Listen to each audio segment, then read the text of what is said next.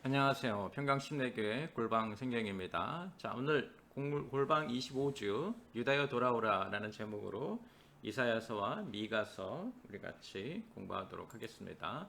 자, 지금 우리 골방성경하고 있는데 골방성경은 성경을 1년에 한 번 읽게 되어 있죠. 그래서 구약성경 지금 1월 달부터 시작해서 12월 달까지 신약성경까지 마치게 될 것인데 성경을 책 순서대로 읽는 것은 아니고요.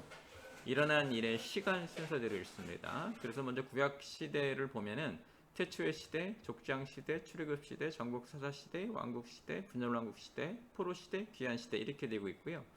지금 우리는 이제 분열 왕국 시대 하고 있죠. 여러분들 태초의 족장 시대, 출애굽 시대, 전국 사사 시대, 왕국 시대 어떤 일들이 일어나고 어떻게 이스라엘 역사가 진행되어 왔는지 하나님이 백성들을 어떻게 이끄셨는지 기억하시기 바랍니다. 자, 분열왕국 시대는 다시 5주로 나누어지죠.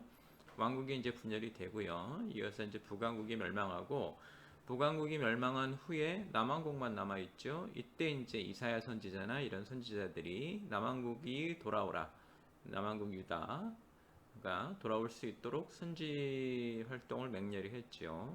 그러나 남한국은 회개하지 않았고요. 그래서 다음 주에는 남한국의 멸망, 북한국과 남한국이 모두 멸망한 다음에 여호와의 날, 그날을 기다리는 메시지. 그래서 여호와의 날 이렇게 5주에 걸쳐서 합니다. 오늘은 유다여 돌아오라라는 제목으로 봅니다. 자, 시간은 주전 722년부터, 그러니까 북왕국이 무너진 722년부터 이사야와 미가의 사역이 마무리된 주전 695년을 시간적 배경으로 봅니다. 물론 이제 남한국의 멸망은 그 이후죠. 그러나 이제 우리가 오늘 성경에서 읽는 이사야서와 미가서는 이제 그렇게 보게 됩니다. 그런데 이사야서가 요 시대만 아니라 포로 시대 그리고 귀한 시대, 그러니까 한 200년에 걸쳐인 시간대를 아우르거든요. 그래서 그때까지도 우리가 시간적 배경으로 볼 수 있습니다. 자, 공간적 배경. 남한국 유다가 이제 공간적 배경이죠. 북한국은 무너졌기 때문에. 그리고 남한국 유다를 무너뜨리는 나라가 이제 바벨론인데요. 아수르, 바벨론, 바사 제국, 약간의 이제 공간적 지리적 차이는 있지만 결국 북방 민족에 의해서 무너지기 때문에 이렇게 되고, 바벨론 이후에 이제 페르시아, 성경에서 이제 바사 제국이라고 나오는데 페르시아가 전 지역을 통합을 했죠. 자, 공간으로 보면 이렇습니다. 아수르 제국이 북왕국을 집어삼킨 후에 남왕국도 괴롭혔고요. 애국까지도 영역을 넓혔죠. 그런데 이 아수르를 무너뜨리고 바벨론 제국이 이렇게 자리를 잡았어요. 그러면서 이제 남왕국 유다까지도 바벨론 제국이 무너뜨렸죠. 이 뒤쪽에 메대 왕국, 지금의 이란 쪽으로, 그리고 바사, 페르시아 제국이 다시 자리를 잡아서 페르시아 제국이 결국은 전체를 이렇게 차지하는, 이게 이제 공간적 배경이라고 볼 수 있습니다. 자, 사회적 배경. 아수르의 위협이 대단했죠. 남한국 유다만 남아 있는데 북한국을 집어삼킨 후에 남한국까지도 이제 그 조공을 갖다 바치기도 하고 이제 이런 어려운 시기를 보내게 되고, 그런데 사실은 히스기야 왕의 신앙 그리고 이사야의 도움으로 아수르의 위협은 이겨내죠. 그러나 아수르 이후에 이제 바벨론이 등장하면서 사회적으로 매우 어렵고요. 북쪽에서 계속해서 이런 강대국들이 일어나면서 하나님의 언약 백성들이 당한 고초는 상당히 크고, 또 그로 인해서 이제 신앙의 흔들림 그리고 하나님의 분노하심 이런 것들이 여러 가지 복합적 요인으로 사회가 매우 어수선했다, 불안했다, 허약했다, 안정적이지 못했다. 이제 이렇게 보시면 될 것 같습니다. 자, 성경은 이사야서 전체고요. 그리고 미가서까지 보게 되는데,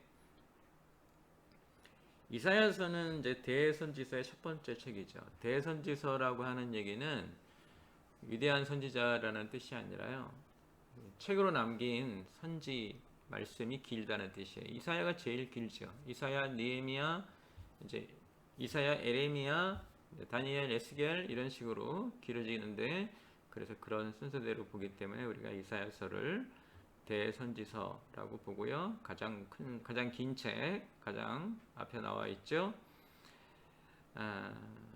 선지서는 그 길이에 따라서 대선지서와 선지서로 구분이 돼요. 이게 길이의 차이지 메시지의 차이는 아니고요.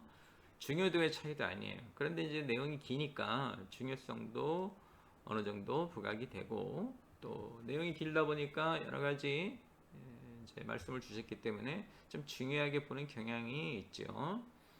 이사야서는 특별히 예언의 내용이 분열왕국 시대부터 포로 시대 거쳐서 귀환 시대까지 약 120년간, 전체적인 영향으로 한 200년간이죠. 기록하고 있기 때문에, 그리고 또 고난받는 메시아에 대한 구체적인 예언이 포함되어 있어서 대표적인 선지서로 읽고 있죠. 자, 이사야서는 이렇게 시대가 길잖아요. 그러니까 이사야 한 분이 이걸 다 기록했겠느냐라는 이제 의구심이 들지요. 그래서 이제 이사야서를 제1 이사야, 제2 이사야, 제3 이사야 이렇게 이제 보기도 하죠. 근데 또 그렇게 성경책을 하나님이 주신 성경책인 이사야서라고 되어 있는데, 이것이 선지의 시대가 길고 또 문체가 좀 달라요. 그래서 이거를 제1 저자가 있고 제2 저자가 있고 제3 저자가 있다 이렇게 말하는 것은 옳지 않다라고 또 하기도 하죠. 근데 이런 게 이제 쉽게 말하면은 보수적인 기독교와 진보적인, 어떻게 보면 자유주의적인 기독교, 자유주의라고 말하기도 어려워요. 책에 나와 있는 것을 보니까 이렇게 다르더라라고 말하는 사람들. 근데 그런 사람들이 결국은 이제 자유주의랑 다 연결이 되기 때문에 그렇게 말하는데, 이래서 이제 이사야서가 문제가 좀 되기도 했죠. 그러니까 많은 사람들이 이사야서를 어떤 중요한 기준으로 삼기도 했어요. 그래서 예전에 보수적인 학교에서 교수님들을 뽑을 때 이사야서는 누가 지었냐 이렇게 물어보기도 하는, 정말 지금 생각하면 아주 부끄럽고 아주 저급한 그런 질문들을 하기도 했습니다. 자, 이제 어떻게 이해하느냐. 더 이상 이제 이거 가지고 이야기하지 않고요. 선지자이기 때문에 자기가 겪지 않았지만 미래의 일까지 같이 얘기할 수 있다라는 주장이 있고요. 또 하나는 이사야서지만 이사야가 혼자 기록한 것이 아니라 그의 제자들이 이어서 기록했기 때문에, 이제 그래서 우리가 이렇게 긴 선지의 역사를 가지고 있다. 이제 이렇게 볼 수도 있습니다. 자, 이어서 성경 이야기 해보겠습니다. 성경 이사야서를 중심으로 보면 먼저 심판이 선포가 되죠. 유다와 온 열방에게. 그리고 새 왕국이 예언이 됩니다. 심판 다음에는 반드시 새로운 것을 만드시는 거죠. 새 왕국의 예언이 되고, 이제 포로 시대로 넘어가서는 포로들에게 희망을 주는 메시지가 나오고, 그 다음에 귀한 시대로 넘어와서 새 하늘과 새 땅에 대한 이사야의 예언이 이제 선포가 되죠. 그래서 심판의 선포, 새 왕국 예언, 포로에게 희망을, 새 하늘과 새 땅, 여기까지가 이제 이사야서고요. 미가서에서는 백성을 돌보라라는 말씀으로 성경 이해가 진행이 됩니다. 자, 한번 보겠습니다. 내용을. 자, 먼저 이사야 1장부터 27장까지 심판을 선포하시게 되는데요. 이사야는 남왕국에서 활동한 선지자예요. 그 아내 되는 사람도 여선지자라고 표현이 되어 있고, 이사야는 많은 영향을 끼친 선지자입니다. 우시야 왕 때에 이제 환상을 먼저 보고 그리고 소명을 받게 되는 거죠. 환상을 통해서 유다가 어떤 모습인지 어떤 심판을 받게 될 것인지에 대한 말씀을 듣게 됩니다. 하나님이 이 이사야에게 보여준 유다의 문제점, 그래서 이사야가 전한 유다의 문제점은 뭐냐면 사회적 부정이에요. 사회적으로 정의가 똑바로 서지 않았다. 왜? 하나님 나라의 기본은 정의거든요. 올바름, 거룩이죠. 그 거룩을 잃어버렸다는 것이고, 이 사람들이 드리는 예배도, 그러니까 신앙생활을 하고 있었는데 그 신앙생활도 가식적이라는 거예요. 그래서 가식적 예배라는 말을 합니다. 땅만 밟고 갔다라는 표현이 좋죠. 하나님께서는 이제 이사야를 통해서 이스라엘 전체에게 소도 임자를 알지만 너희들은 모르고 있다 해서 이 사람들이 얼마나 하나님으로부터 떠나 있었는지, 배반했는지, 교만했는지를 보여주십니다. 이 표현이 이제 재밌는 표현인데, 내가 극상품 포도를 심었으나 얻게 된 건 들포도였다 해서 하나님의 그 실망, 이스라엘의 현재 상황, 이게 잘 드러나 있죠. 북왕국은 이미 멸망했고 남왕국만 남아 있었는데, 하나님 보시기에는 내가 백성들을 선택해서 지도자 나라로 삼고 언약 민족으로 이끌고 가려고 해서 극상품 포도라고 생각하고 심었으나, 극상품 포도를 심었으나 들포도를 얻게 됐다.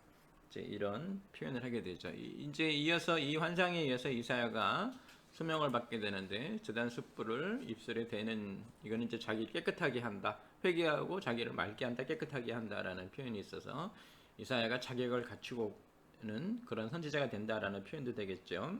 하나님이 이사야에게 하시는 말씀이 이스라엘 백성들이 그러니까 지금 남왕국 유다입니다. 듣고도 돌아오지 않겠지만 내가 너를 보낸다. 그러니까 듣고도 돌아오지 않겠다는 표현에서 이스라엘 남왕국 유다의 멸망은 너무 이제 명약관해진 거예요. 그러나 하나님은 그래도 내가 너를 보낸다 해서 그들에게 일말의 희망도 걸었고 또 하나 그렇게 멸망당한 후에 회복하는 과정에서 하나님 메시지가 무엇이었는지를 기억하게 하시는 그런 활동도 하나님이 이사야를 통해서 보여주시는 것이죠.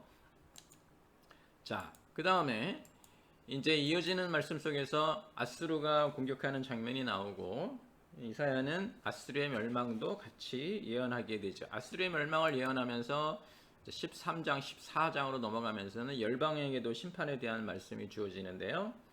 아수르하고 바벨론을 포함해서 모든 열방입니다. 당시에 이제 있었던 열방들도 있지만 그 이전부터 이스라엘과 유다를 괴롭혔던 열방들도 포함하고 있죠. 이 말은 하나님이 왜 단순히 이스라엘과 유다만 얘기하신 게 아니라 모든 열방을 얘기하셨냐면 하나님은 모든 이의 하나님, 열방들이지만 다른 나라들이지만 그들에게도 이 세상의 주인은 하나님이시다. 그래서 모든 이의 하나님이라는 것을 우리에게 이제 보여주시는 것이고 또 하나는 이런 열방들이 심판을 받게 된다는 얘기는 뒤집어서 말하면 유다가 회복을 할 것이라는 것이거든요. 그래서 이 이사야서의 1장부터 27장까지의 심판 선포에서 단순히 유다와 이스라엘에 대한 심판만이 아니라 열방에게도 심판이 포함되어 있다는 말은 그런 의미에서 매우 좀 중요한 의미를 갖고요. 이 심판은 범우주적인 심판 메시지로 연결이 되는데요. 땅을 공허하게 하시고 황무하게 하시겠다라고 해서 창조 이전을 이렇게 기억나게 하죠. 하나님이 다시 시작하시겠다라는 의미가 매우 강하다 이렇게 볼 수 있습니다. 자, 이어서 새왕국을 예언하시는데요. 이사야 28장부터 39장 말씀입니다. 땅의 모든 이들에게 이제 경고의 말씀 주어졌죠. 그러면서 동시에 하나님께서는 이사야를 통해서 메시아와 그의 나라에 대해서 말씀하시는데요. 이런 말씀이 나오죠. 한 왕이 나타나 의로 공의로 통치하리라. 그래서 하나님의 나라는 의가 먼저이고요. 축복이 먼저가 아니에요. 의가 먼저예요. 의인들이 축복을 받는 거예요. 그리고 하나님 보시기에 이 땅의 가장 큰 문제는 사회적 부정이었죠. 그래서 멸망의 원인도 부정이고 그러면 회복이 되면 어떤 나라로 회복이 되는가? 의로 통치되는 나라가 회복이 될 것입니다. 그러니까 의가 제대로 서지 않았죠. 그래서 한 왕이 예수님을 상징하겠지만 한 왕이 의로 통치하리라. 그래서 하나님께서는 그 왕을 통해서 새 왕국을 만들어 가실 것이다 라는 새 왕국에 대한 예언이 선포가 되고요. 당시에 히스기야 왕이 신앙으로 아수르를 이겨내는 것이 이제 기록이 됩니다. 이 히스기야 왕이 신앙으로 그 큰 나라인 아수르를 어떻게 보면 견뎌낸 거죠. 견뎌냈다는 것은 회복될 언약 백성의 모습을 보여준 것이기 때문에 이것 또한 매우 중요한 의미를 가진다고 할 수 있습니다. 자, 이어서 이사야 40장부터 55장까지 이제 이사야서 두 번째 있는 말씀인데 포로 시대를 배경으로 해요. 이제 포로 시대 다 잡혀가 있기 때문에 뭐가 가장 중요한 주제가 되겠습니까? 희망이 가장 중요한 말씀이 되겠죠. 희망의 말씀이 선포가 되죠. 이 얘기는 하나님이 이스라엘 백성을 심판하셨지만 왜? 포로로 잡혀갔기 때문에 심판하셨지만 희망을 주신다는 얘기는 아직도 백성들을 사랑하고 계시다 이런 얘기고 이 백성들 사랑 그 다음에 희망은 뭐로 이어지나? 메시아 예언으로 이어지죠. 그는 멸시를 받고 강도를 당하고 질고를 지고 찔리고 채찍에 맞지만 그로 인하여 회복이 될 것이다 해서 미래에 대한 소망이 이어지죠. 여기에 나오는 이 멸시받고 간고 질고 찔리고 채찍에 맞고 이게 예수님에 대한 표상인데 그래서 이 이사야서가 왜 중요한 선지자로 자리매김을 하냐면 일단 본문도 길고 본문이 길기 때문에 여러 시대 이스라엘의 문제점을 골고루 보여주시기도 하지만 이런 메시아 선포가 구체적이고 그것이 무엇을 근거로 한다? 희망, 포로에게 희망을 주는 것을 근거로 한다 하기 때문에 이사야서가 중요한 말씀으로 보여주고 있는 것이죠. 자, 이어서 새하늘과 새 땅이라는 제목으로 이제 이사야 56장부터 66장으로 이사야 세 번째 부분이라 이제 우리가 흔히 이렇게 말을 하는데요. 회복된 이스라엘이 보여지고 이들이 예루살렘으로 돌아온 장면들이 좀 보여요. 그런데 아직도 우상 숭배의 모습을 보이고 있기 때문에 하나님께서 이들에게 참된 금식이 무엇인가? 참된 금식은 무엇이었나요? 어렵고 힘든 이웃들이 있는데도 그들을 그냥 두고 금식하는 너희의 금식을 내가 받겠느냐? 하나님이 이제 이런 말씀하셔요. 그래서 회복된 이스라엘이라는 건 어떤 것이냐면 정의, 공의, 이웃들과 더불어 사는 삶, 다 같이 잘 사는 삶, 모든 구성원이 행복한 삶, 그런 것이 전제가 되어야 된다. 그러니까 우리가 하나님 믿으면서 바라보는 세상은 어떤 세상이어야 되는지 그것을 좀 눈여겨볼 필요가 있죠. 이런 이제 우상 숭배의 모습도 보이지만 하나님께서는 영광스러운 미래를 보여주시고 선지자의 책망과 백성의 자백들 때문에 결국 남은 자들이 새 하늘과 새 땅을 이제 받는 새 예루살렘 성전도 받게 되겠죠. 그래서 새 하늘과 새 땅, 이 말은 단순한 변화가 아니라 옛것이 사라지고 새것이 되는 거예요. 그래서 근본적인 변화다, 이제 이렇게 우리가 말을 합니다. 그래서 이사야서를 우리가 쭉 봤는데 이제 심판에 대한 선포, 회복의 모습은 어때야 되고 이스라엘이 무슨 잘못을 하고 있는 것이고 하나님 원하시는 건 무엇인지가 잘 드러나 있죠.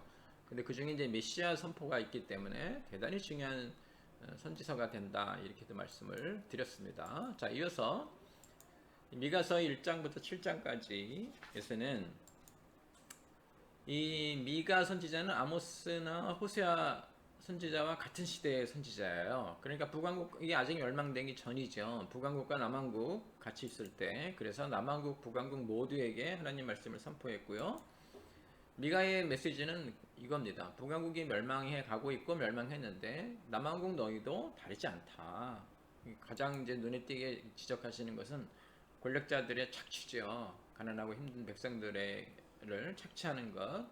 그것을 이제 하나님이 지적을 하시고 이제 미래의 회복을 보여주시는데, 미래 회복은 무엇인가? 공의와 인자, 사랑이, 그리고 겸손함이 항상 먼저 선포되는 게 이 의예요. 공의. 그래서 이스라엘이 멸망해 갈 때 가장 중요했던 건 뭐냐면 하나님의 의를 잃어버린 거예요. 하나님의 의를 잃어버렸다는 얘기는 하나님을 무시하는 것이고, 동시에 의라는 건 이웃 사람들이 있을 때 존재하는 것이기 때문에 이웃 사람도 무시한 거죠. 그래서 하나님 사랑과 이웃 사랑이 실패한, 그럼 당연히 무너질 수밖에 없는 것이죠. 그래서 어둠 속에 희망, 그것을 우리에게 보여주시고 이제 미가 선지자는 그날을 기다리는 주님의 날, 주의 날, 그날을 기다리라는 그런 말씀을 전하게 되는 것이죠. 그래서 지금 다시 성경 이야기를 보게 되면은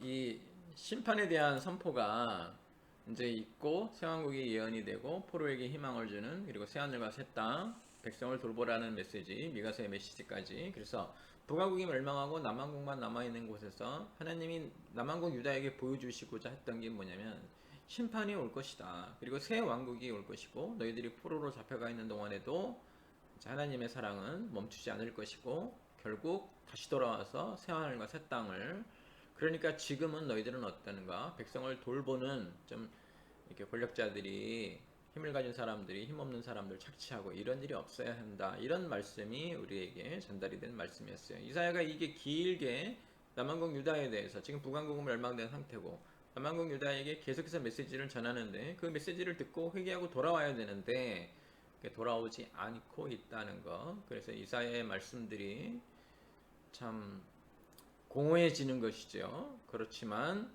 이제 이들이 돌아온 이후에는 결국 이사야의 말씀들이, 선포됐던 말씀들이 이루어지면서 하나님이 백성들을 어떻게 이끌고 가시는지를 잘 볼 수 있습니다.